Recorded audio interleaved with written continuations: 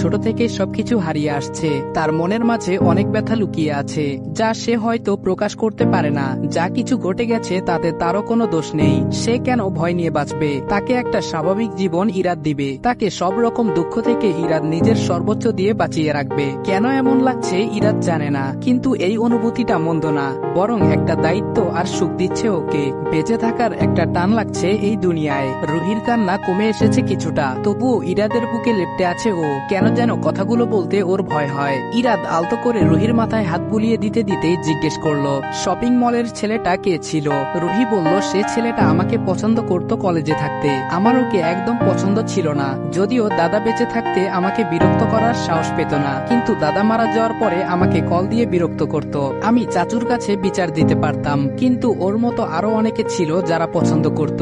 এদের নামে বিচার দেওয়া মানেই এক্সট্রা টেনশন দিয়ে ফেলা, যা আমি কখনো করতে চাইনি। না হয় আমার বাড়ি থেকে বের হওয়াই বন্ধ করে দিত, কারণ আমার বাসায় অনেক রেস্ট্রিকশন ছিল আর আমাকে নিয়ে সবাই অনেক টেনশনে থাকতো। আমি বললাম, বুঝতে পেরেছি। এই বলেই নিজের বাহুডোরের বাঁধন হালকা করে দিলাম। রুহি সরে বসলো। এমন সময় মাগরিবের আজান পড়তে শুরু করলো চারদিকে। রুহি বলল, ইস, আজান দিচ্ছে, আমরা এখনো শাওয়ারও নেইনি। ইরাদ বলল, হ্যাঁ, আমি যাচ্ছি। একেবারে নামাজ পড়ে তারপর তৈরি হয়ে ব্যাগ নিয়ে নামছি, আপনিও ফ্রেশ হয়ে নেন। এই বলে ইরাদ চলে গেল। রুহি আগে অজু করে নামাজ পড়ে, তারপর গোসল সেরে এসে একটা লাল রঙের জর্জেট শাড়ি পরে। ফর্সা ধবধবে শরীরে লাল রং একদম পরীর মতো লাগছে। গিসারে হঠাৎ প্রবলেম হওয়ায় ঠান্ডা পানিতে গোসল করার ফলে গালগুলো গোলাপি বর্ণ ধারণ করেছে। কোমর অব্দি ভেজা চুলগুলো খোলা অবস্থায় সামনের দিকে ডান পাশে এনে রেখেছে, যা আরো বেশি আকর্ষণীয় করে তুলেছে রুহিকে। বেশ মনোযোগ দিয়ে আয়নার সামনে দাঁড়িয়ে বেশ কয়েক মিনিট ধরে ব্লাউজের ব্যাকের হুকটা লাগানোর চেষ্টা করছে সে, কিন্তু কিছুতেই পারছে না। এমন সময় ইরাদ আসে ওর ঘরে। এমন সুন্দরী দেখে যে কেউ একবার থেমে ওকে দেখতে থাকবে, হোক সে পুরুষ বা নারী। ইরাদ একবার তাকিয়ে চোখ নামিয়ে নিল রুহির থেকে। এই প্রথম রুহিকে শাড়িতে দেখলো সে, তাও লাল শাড়িতে। একদম বউ বউ মনে হচ্ছে, বিশেষ করে নাকে পাথরের বড় একটা স্টোনের নোজপিন, আর নাকের সেই পাশের তিলটা চেহারাকে আরো বেশি উজ্জ্বল করে তুলেছে। কে এই অপরূপার সৌন্দর্য বেশি বৃদ্ধি করেছে তা একটা প্রতিযোগিতা করেও হয়তো স্থির করা যাবে না। ইরাদ তাড়াতাড়ি নিচের দিকে তাকিয়ে বলল, হয়েছে আপনার? রুহি বলল, না, এই হুকটা লাগাতে পারছি না, একটু হেল্প করবেন? ইরাদ রুহির ব্লাউজের হুকটা লাগিয়ে দিতে এগিয়ে আসলো। ইরাদের ঠান্ডা হাতের স্পর্শ পেতেই রুহি কেমন যেন কেঁপে উঠল। এই হাতের স্পর্শ তো ওর হৃদয়ের স্পন্দন পর্যন্ত বাড়িয়ে দেয়। কেমন যেন লজ্জা লজ্জা লাগে। যখন রুহি তাকিয়ে আয়নায় একসাথে ওদের দেখলো, কেমন যেন পূর্ণতা লাগছে দেখতে। এক হয়ে গেলে কি মন্দ লাগবে ওদের দুজনকে? মনে তো হচ্ছে না, আয়না তো বলছে বেশ লাগছে একসাথে। ইরাদ অন্যদিকে তাকিয়েই হুকটা লাগিয়ে দিল। রুহি বলল, আমাকে নেকলেসের হুকটাও একটু লাগিয়ে দিবেন? না চাইতেও রুহির ঘাড়ে গলায় ইরাদের তাকাতে হলো। একটু অস্বস্তি লাগছে, তবুও চেনটা লাগিয়ে দিয়ে পেছন ফিরে রুহিকে বলল, আজকে ওভাবে জড়িয়ে ধরার জন্য আমাকে মাফ করবেন। রুহি বলল, ঠিক আছে। ইরাদ বলল, আপনি আস্তে ধীরে রেডি হন, সমস্যা নেই, আমি ব্যাগগুলো গাড়িতে পাঠিয়ে দিচ্ছি ড্রাইভারকে দিয়ে। আমরা একেবারে এশার নামাজ পড়ে রওনা দিব। রুহি আয়নায় নিজেকে দেখছে আর ভাবছে, ইরাদের কত ফর্মালিটি, একদম ঢং। ওকে ধরেছে বলে সরি বলছে, কিন্তু ওর মনে যে একদম গেঁথে গেছে ও। কোনো পারমিশন ছাড়াই এটা কি ঠিক করেছে? এই অধিকার কি রুহি ওকে দিয়েছিল? তাহলে সেই হিসেব কে করবে? রুহির জীবনে ইরাদই প্রথম পুরুষ যে ওকে এভাবে স্পর্শ করেছে, আর রুহিও সেটা স্বেচ্ছায় গ্রহণ করেছে। আজকে আয়নায় এভাবে ব্ল্যাক স্যুটে ইরাদকে ওর সাথে দেখে ও বুঝে গেছে ওদের জুটিতেও মানায়। মনে হচ্ছে এতদিনে নিজের স্বপ্নের পুরুষের দেখা মিলেছে। এই ছেলেটাকে ছাড়া ওর জীবনটা চলবে না। ওকে যে নিজের স্বামী হিসেবে চায় রুহি। এই নাটকে নিজেকে ইরাদের স্ত্রী হিসেবে বলতেই ওর এত ভালো লাগছে, তাহলে বাস্তবে এমন হলে কতই না ভালো লাগবে। কথাগুলো ভেবে একা একাই লাজুক হাসি দিচ্ছে রুহি। মন যেন নতুন স্বপ্ন দেখতে শুরু করেছে ইরাদকে নিয়ে। এই স্বপ্ন অনেক বেশি রঙিন, যার গাঢ় রং হৃদয়কে রঙিন করে তুলেছে অদৃশ্য এক রংধনুতে। এশার নামাজ শেষ করে রুহি ঘর থেকে বের হলো। বেশ সুন্দর করে সেজেছে আজকে। ঠোঁটে লাল লিপস্টিক, গালে হালকা ব্লাশ অন, চোখে মাস্কারা, লম্বা সিল্কি চুলগুলো খোলা, নাকে হোয়াইট সেই নোজপিনটাই আছে, গলায় পাতলা একটা চেন, কানে সুন্দর দুইটা টপ পরেছে, এক হাতে একটা ঘড়ি আর এক হাতে একটা হোয়াইট ব্রেসলেট। মেয়েটার সাজের ধরন এত সুন্দর। অন্য কোনো ছেলে যদি ইরাদের জায়গায় থাকতো এতদিন রুহির সাথে কাটিয়ে রুহির প্রেমে হাবুডুবু খেত, কিন্তু ইরাদ ওকে এমন কিছুই বলে না, বরং এত খেয়াল রাখার পরেও একটা দূরত্ব রেখে চলার চেষ্টা করে। রুহিকে বের হতে দেখে একটা স্মাইল দিল ইরাদ, কিন্তু রুহি ইরাদকে দেখছে। ব্ল্যাক স্যুট পরেছে, ব্যাক ব্রাশ করা চুল জেল দিয়ে রেখেছে, ফর্সা চেহারা, খোঁচা খোঁচা দাড়ি, মোবাইলে কি যেন দেখছিল সে। রুহিকে আসতে দেখে একটা ইসমাইল দিয়ে আবারও ফোনে মনোযোগ দিল। আবার একটু পর বাঁকা হয়ে উল্টো দিকের সোফায় বসে পড়ল।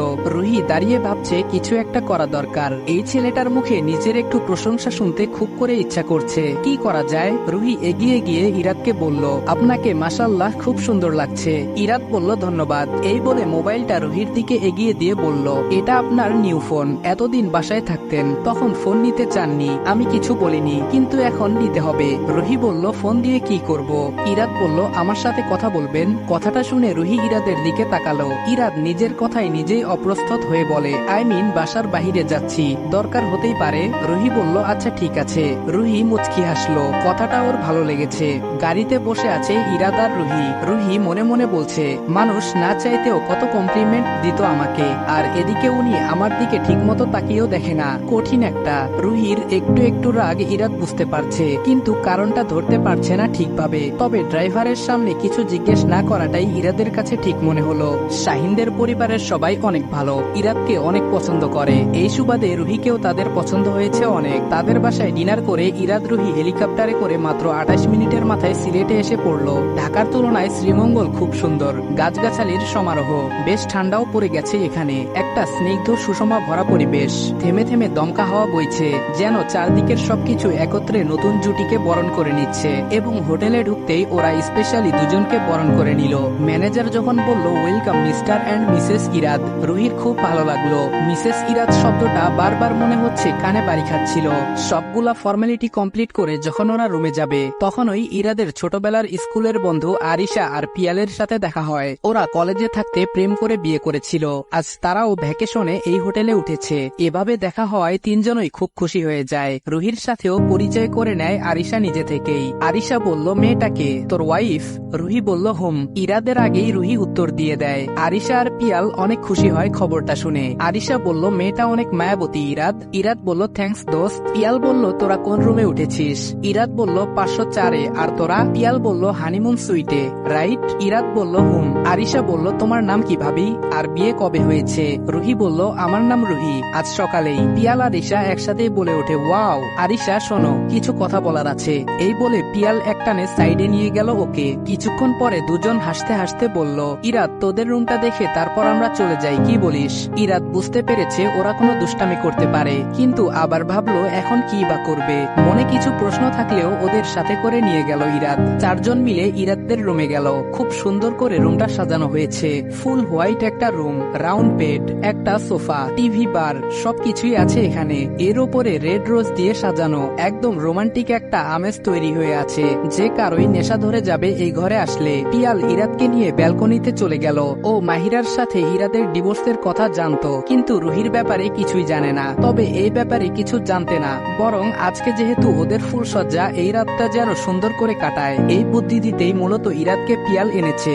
আর আরিশা এদিকে রুহির সাথে সোফায় বসেছে। রুহি মাথায় হাত দিয়ে রেখেছে, কারণ রুহির ডিনারের পর থেকে মাথায় হালকা ব্যথা অনুভব হচ্ছিল। কি হয়েছে ভাবি? রুহি বলল, আপু, মাথাটা হালকা ঝিমঝিম করছে। দেখি উনি ফ্রি হলে একটা ফ্রেঞ্জিট এনে খেতে হবে, তাহলে ঠিক হয়ে যাবে। আরিশা বলল, আমার কাছেই তো আছে পিঙ্ক মেড চা, কাল সকালে বলবে তা আজই বলুক, সহ্য না হলেও করতে তো হবেই। বাহিরে হঠাৎ করেই বৃষ্টি শুরু হয়ে গেছে। এই অসময়ে বৃষ্টিতে আজকে সবাই কত খুশি হবে। দম্পতিদের জন্য একটা ভালো সময় কাটানোর বাহানাও হয়ে যাবে। এদিকে ইরাদ একা একা দাঁড়িয়ে আছে, কিন্তু ওর তো মন আজ অনেক খুশি। একে তো রুহি ওর সাথে আছে, আর দ্বিতীয়ত এত ভালো একটা সংবাদ পেয়েছে। দরজায় হেলান দিয়ে রুহি দাঁড়িয়ে বাইরের দিকে তাকিয়ে আছে। বৃষ্টি দেখে মনে মনে বলছে, আমার ভেতরের জ্বর আল্লাহ বাইরেও দিয়ে দিলেন। চোখের পানি বাধা দিয়ে রেখেছি, কিন্তু ভেতরে তো রক্তক্ষরণ হয়ে যাচ্ছে। এই হৃদয়ের পোড়ানি কি করে নিভাবো? ইরাদও বাহিরের দিকে তাকিয়ে রুহির কথা ভাবছে। কিছুক্ষণ পরে পেছনে ঘুরে ওকে দাঁড়িয়ে থাকতে দেখে ইরাদ সামনে গিয়ে দাঁড়ায়। একদম কাছে এসে পড়াতে রুহির হার্ট যেন দৌড়াতে শুরু করেছে। ইরাদের চোখ দুটো এমন লাগছে কেন? এত নেশা লাগানো। মনের মধ্যে তোলপাড় চলতে শুরু করেছে ওর। ইরাদ আস্তে করে রুহির হাত দুটো নিজের হাতের সাথে মিশিয়ে রুহিকে ওয়ালের সাথে আটকে ধরে। রুহি চোখ বড় বড় করে ওকে দেখছে। ইরাদ রুহির পুরো চেহারাটা দেখছে একটা ঘোর নিয়ে। ইরাদের নিঃশ্বাস রুহির চোখে মুখে এসে বাড়ি খাচ্ছে। ইরাদের এত কাছে আসায় রুহির শ্বাস নিতেও যেন কষ্ট হয়ে যাচ্ছে। দম বন্ধ হয়ে যাওয়ার মতো উপক্রম হয়ে যাচ্ছে ওর। ছেলেটার চোখগুলো, হাসিটা ওকে মাতাল করে তোলে। হঠাৎ করে ইরাদ বলল, আপনি অনেক সুন্দর। রুহি চমকে উঠে এমন কথা শুনে। ইরাদের ঠোঁটের কোণে একটা দুষ্টু হাসি নিয়ে রুহির চোখের দিকে কিছুক্ষণ তাকিয়ে থেকে আস্তে করে ডান কানে একটা চুমু দিল। ইরাদের এমন আচরণে রুহি কেঁপে ওঠে। এর সাথে খুব অবাক